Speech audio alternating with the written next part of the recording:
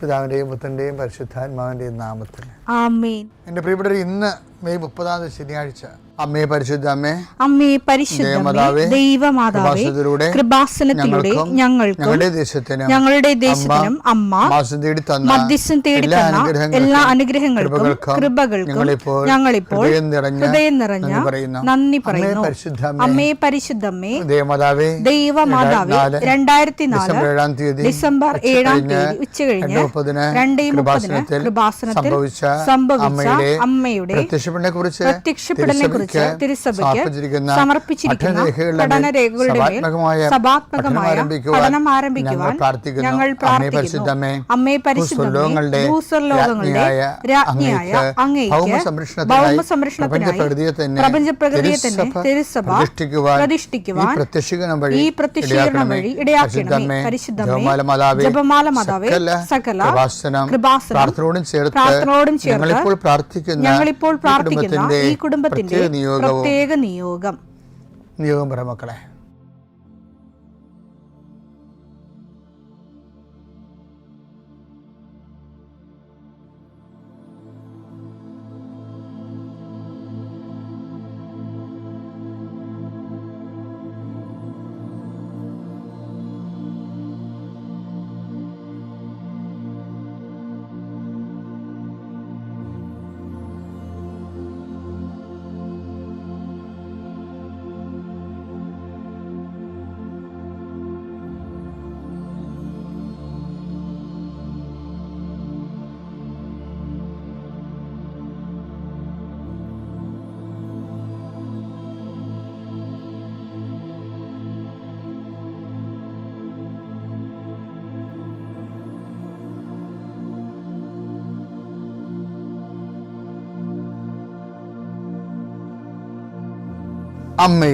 അമ്മയുടെ പ്രത്യക്ഷീകരണത്തിന്റെ ഈ അനുഗ്രഹവേളയിൽ ഞങ്ങൾക്ക് സാധിച്ചു തരുവാൻ കനിയണമേ.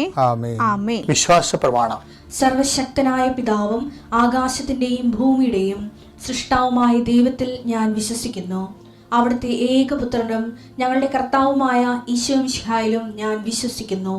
ഈ പുത്രൻ പരിശുദ്ധാത്മാവിനാൽ ഗർഭസ്ഥനായി കന്യകാമറിയത്തിൽ നിന്ന് പിറന്ന് പൊന്തിയോസ് പീലാത്തോസിന്റെ കാലത്ത് പീഡകൾ സഹിച്ച് കുരിശിൽ തറയ്ക്കപ്പെട്ട് മരിച്ച് അടക്കപ്പെട്ട് പാതാളങ്ങളിൽ ഇറങ്ങി മരിച്ചവരുടെ ഇടയിൽ നിന്ന് 3-ാം നാൾ ഉയർത്ത് സ്വർഗത്തിലേക്ക് എഴുന്നള്ളി സർവശക്തിയുള്ള പിതാവായ ദൈവത്തിന്റെ വലതുഭാഗത്തിരിക്കുന്നു.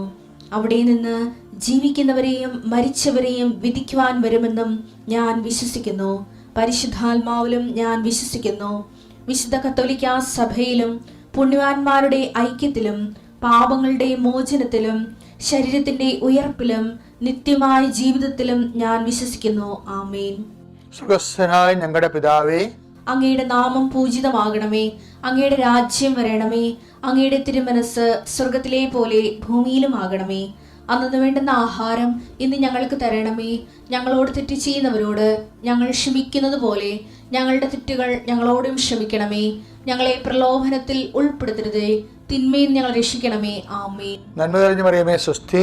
കർത്താവ് അങ്ങയുടെ കൂടെ സ്ത്രീകളിൽ അങ്ങ് അനുഗ്രഹിക്കപ്പെട്ടവളാകുന്നു. അങ്ങയുടെ ഉദരത്തിൻ ഫലമായി ഈശോ അനുഗ്രഹിക്കപ്പെട്ടവനാകുന്നു. പരിശുദ്ധ മറിയമേ, തമ്പുരാന്റെ അമ്മേ, പാപികളായ ഞങ്ങൾക്ക് വേണ്ടി ഇപ്പോഴും ഞങ്ങളുടെ മരണസമയത്തും തമ്പുരാനോട് അപേക്ഷിക്കണമേ. ആമേൻ. കർത്താവേ, നിന്റെ ഉന്നതമായ നാമത്തിന് സ്തോത്രം ചെയ്യുന്നു. കർത്താവേ, നിന്റെ വിശുദ്ധ പൗരോഹിത്യത്തെ മഹത്വപ്പെടുത്തണമേ. കർത്താവേ, സഭയിലുള്ള സാന്നിധ്യം പ്രകടമാക്കണമേ. 40 വർഷം ഞാൻ അർപ്പിച്ച കുർബാനയുടെ യോഗ്യതയാണ്. കുർബാസാൽത്താറെ ജീവനോടെ പ്രത്യക്ഷപ്പെട്ട പരിശുദ്ധമ്മയുടെ പ്രത്യക്ഷീകരണത്തിന് സ്ഥിരീകരണത്തിനായി കർത്താവേ, ജോലിയില്ലാത്തവര്, വീടില്ലാത്തവര്, ജീവിതത്തിൽ കലഹങ്ങളും ഭിന്നത പിരിഞ്ഞു താമസിക്കുന്ന ജീവിത പങ്കാളികളെ, കുഞ്ഞുങ്ങളുടെ തെറ്റായ അവസ്ഥകൾ കണ്ട് വിഷമിക്കുന്ന മാതാപിതാക്കന്മാരെ,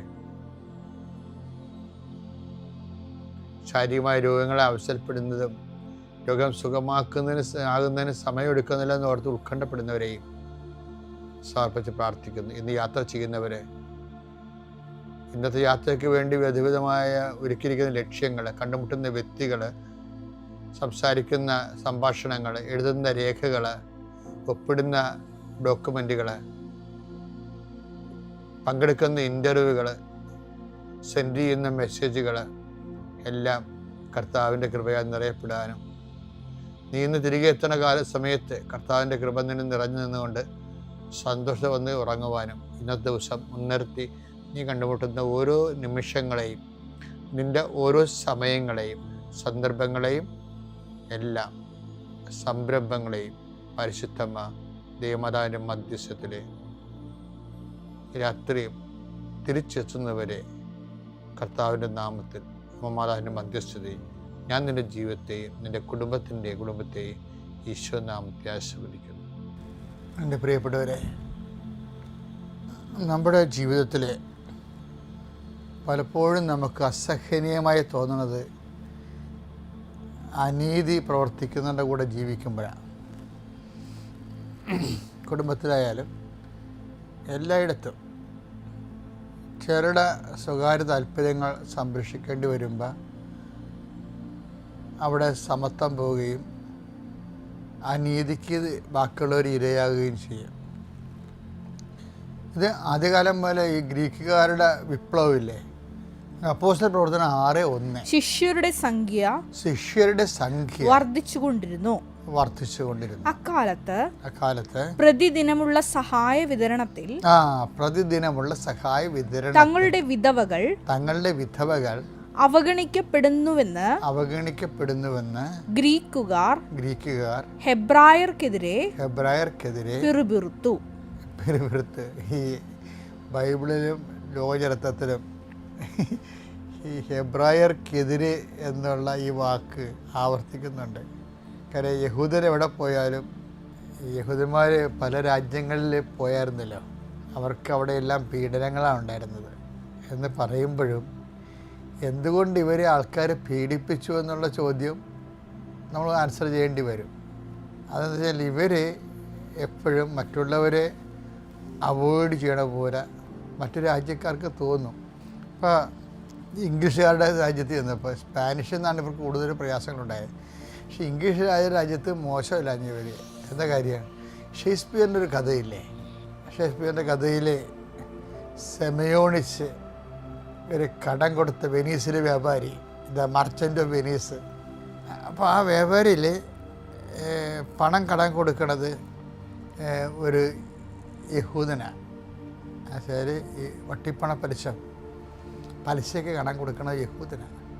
അപ്പോൾ ഈ ഷേക്സ്പിയറിൻ്റെ ഇംഗ്ലീഷ് കഥയിൽ പണം കടം കൊടുക്കുന്ന ആളാണ് യഹൂദൻ. അപ്പോൾ അയാൾ ആ കട ഈടാക്കുന്നതിന് പകരം കോടതി വെച്ച് മാംസം വെട്ടി ചോദിക്കുന്നുണ്ട്. പിന്നെ അത് നമ്മുടെ ഷിബിയുടെ കഥ പോലെ, ഷിബി വെച്ചാൽ ഈ ഷേക്സ്പിയർ ഇവിടുന്ന് മോഷ്ടിച്ചാണെന്ന് തോന്നുന്ന കഥ, ചിലപ്പതികാരത്തിൽ നിന്ന്. സെമയോണിച്ചിന് ഇത് കൊടുക്കുമ്പോൾ കോടതി എന്ന് പറയണത് മാംസം തരാതെ പറഞ്ഞിട്ടുള്ളൂ, രക്തം പൊടിയരുതെന്ന് പറയും. അത് നമ്മളുടെ കഥയാണ്, ചിലപ്പതികാരത്തിലെ കഥയാണ്. ഷേക്സ്പിയർ അതിൽ നിന്ന് പ്രചോദനം ഉൾക്കൊണ്ടതാണ്, അടിച്ചു മാറ്റിയതാണ് നമുക്കറിയാൻ പാടില്ല. ആ കഥയിൽ അങ്ങനെ ഒരു രംഗമുണ്ട്. അപ്പോൾ ഇവിടെ ചെന്നാൽ ഈ ആൾ പെരുകുമ്പോൾ അനീതികളുണ്ടാവും. അതാണ് ആളെ പിടിച്ച് പറഞ്ഞത്. കുടുംബത്തിലും അങ്ങനെയാണ്. കുടുംബത്തിലും ഈ പങ്കാളികൾ കൂടുതലേ, വസ്തു ഒക്കെ വിൽപ്പന വരുമ്പോൾ, ഭാഗോടമ്പടിയൊക്കെ വരുമ്പോൾ ആൾ കൂടുതലാണെങ്കിൽ കുറേ പേർക്ക് എപ്പോഴായാലും അപ്പനെ തല്ലിക്കൊല്ലാനുള്ള വൈരാഗ്യം മക്കൾ കാണിക്കണം കണ്ടുകൊണ്ട് ഞാൻ അപ്പനാണെന്നുള്ള മറന്നു പോരും.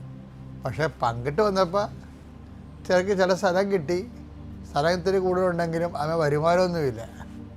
വരുമാനമുള്ളവർക്ക് സ്ഥലം ചെറുതാണ്. അങ്ങനെ പല കോമ്പൻസേഷൻ വെച്ചാണ് അച്ഛൻ ചെയ്തിരിക്കുന്നത്, അപ്പൻ ചെയ്യണതെങ്കിലും കുറേ പരാതികളുണ്ടാകും. അപ്പോൾ ഇങ്ങനെയൊരു വിഷയം ജീവിതത്തിലുണ്ട്. അനുദിനമുള്ള സഹായ വിതരണത്തിൽ ഗ്രീക്കുകാരുടെ വിധവകളാണ്, അവർ ന്യൂനപക്ഷമാണെന്ന് തോന്നുന്നത്. ഹെബ്രായർക്കെതിരെ പരാതി പറഞ്ഞെന്ന് വെച്ച് കഴിയുമ്പോൾ ഹെബ്രായറാണ് അവിടെ മേൽക്കൈ നേടിയിരിക്കുന്നത്. പക്ഷേ ഗ്രീക്കുകാരെന്ന് ചുമ്മാ ഗ്രീക്കുകാർ വിജാതിരല്ലേ, അവർ യഹൂദ പാരമ്പര്യമുള്ള ആൾക്കാരാണ്. ഗ്രീക്ക് ഭാഷ സംസാരിക്കണമെന്നേ ഉള്ളൂ, യഹൂദ പാരമ്പര്യമുള്ള ആൾക്കാരാണ്. അതായത് ഹെലനിസ്റ്റിക് എന്നൊക്കെ ബൈബിൾ പറയും. അപ്പോൾ ഇവരെല്ലാം ബ്ലഡ് ഒന്ന് തന്നെയാണ്. പക്ഷെ ആ രാജ്യത്തിൽ നിന്ന് വന്ന കാരണം അവരോട് ഹെബ്രായർ അനീതി കാണിച്ചു.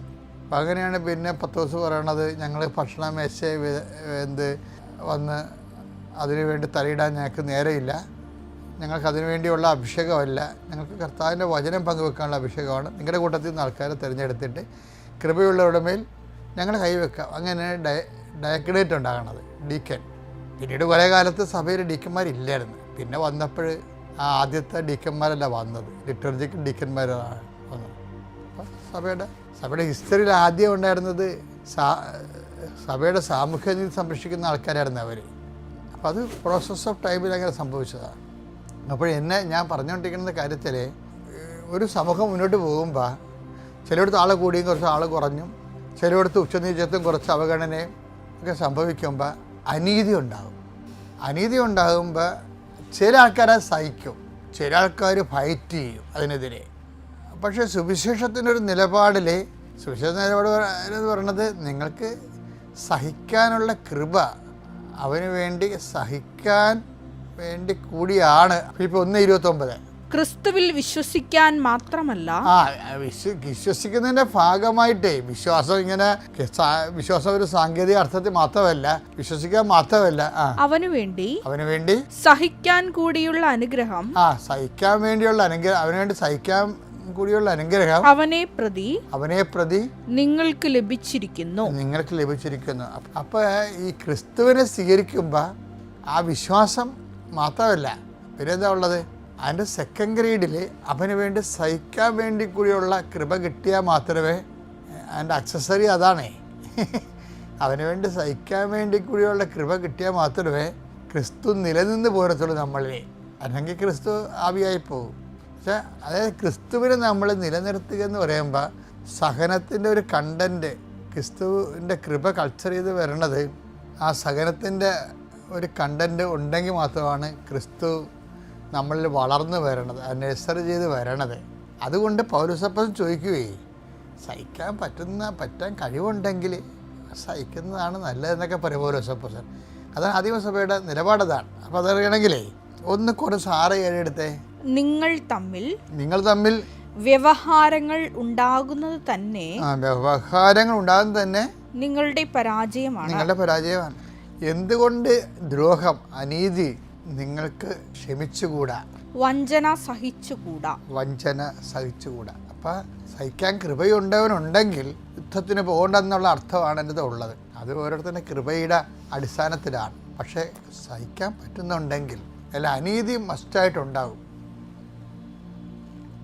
ഒരു സമൂഹം പ്രക്രിയ ചെയ്ത് വരുമ്പോൾ ആരെങ്കിലും കുറേ ആൾക്കാർ അതിൻ്റെ അനീതി അനുഭവിക്കും. ചിലർ അതിനെതിരെ ഫൈറ്റ് ചെയ്യും.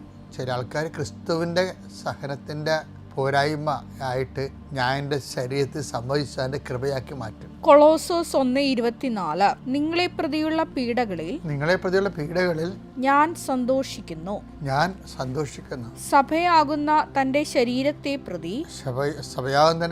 പ്രതി ക്രിസ്തുവിന് സഹിക്കേണ്ടി വന്ന പീഡകളുടെ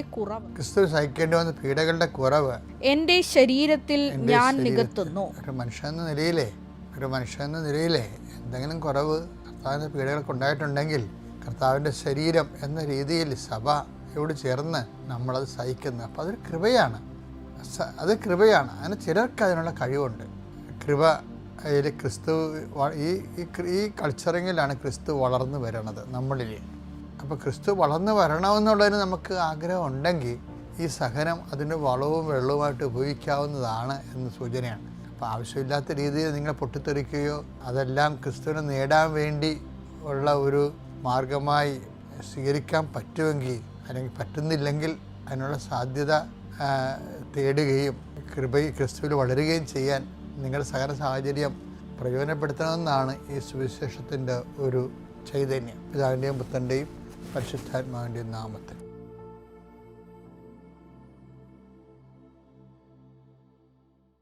അത്യപൂർവ ദൈവാനുഭവങ്ങൾ ഇനി നിങ്ങൾക്കും സ്വന്തം. ഈ യൂട്യൂബ് ചാനൽ ഇതുവരെ സബ്സ്ക്രൈബ് ചെയ്തിട്ടില്ലെങ്കിൽ ഇപ്പോൾ തന്നെ സബ്സ്ക്രൈബ് ചെയ്യുക. ഈ വീഡിയോ ഇപ്പോൾ തന്നെ നിങ്ങളുടെ സുഹൃത്തുക്കൾക്ക് ഷെയർ ചെയ്തുകൊണ്ട് കർത്താവിൻ്റെ പ്രേക്ഷിതരാകുക.